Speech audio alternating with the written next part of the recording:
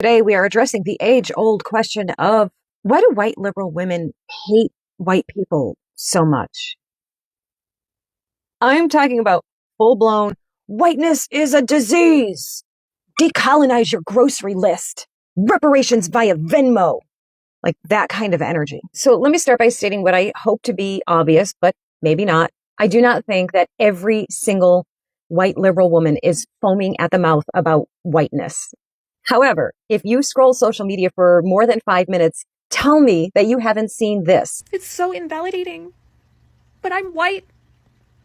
I should not be taking up space because right now the people who have it much worse than I do are people who don't share the same skin color as me, which is so, like, why are we still judging people on that? Race is a fucking social construct that white people created to make themselves feel good about the dehumanization of other people.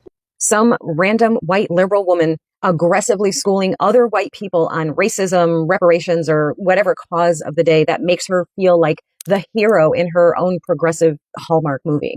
So really, what gives? Like, why the self-flagellation? Why the performative self-loathing? Why do so many progressive white women seem determined to act as spokespersons for moral purity by throwing their entire demographic under the bus? It's not about humility, it's psychology. And it's also ideology dressed up in guilt, virtue signaling, and spiritual confusion. So many of these women were raised on a steady diet of your privilege, check yourself. They learned that being white was synonymous with being part of the problem. So to absolve themselves of that guilt, they turned their social media feeds into, confessional booths. They think that it proves that they're the good kind of white person. It's the secular version of repentance, but without forgiveness, redemption, or, God. Also, let's face it, in the progressive bubble, victimhood equals virtue and moral superiority is the ultimate prize. But what happens when you're not a racial minority, not LGBTQ+, not oppressed?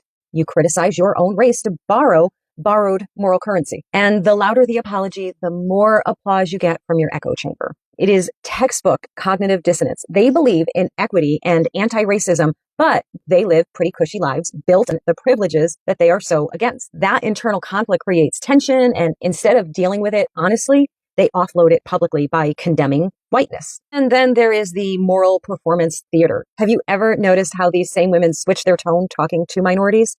Studies actually show that liberal whites often dumb themselves down linguistically when speaking to Black Americans, using simpler vocabulary, infantilizing their tones. It screams, I'm one of the good ones, while quietly reinforcing the hierarchy that they pretend to dismantle.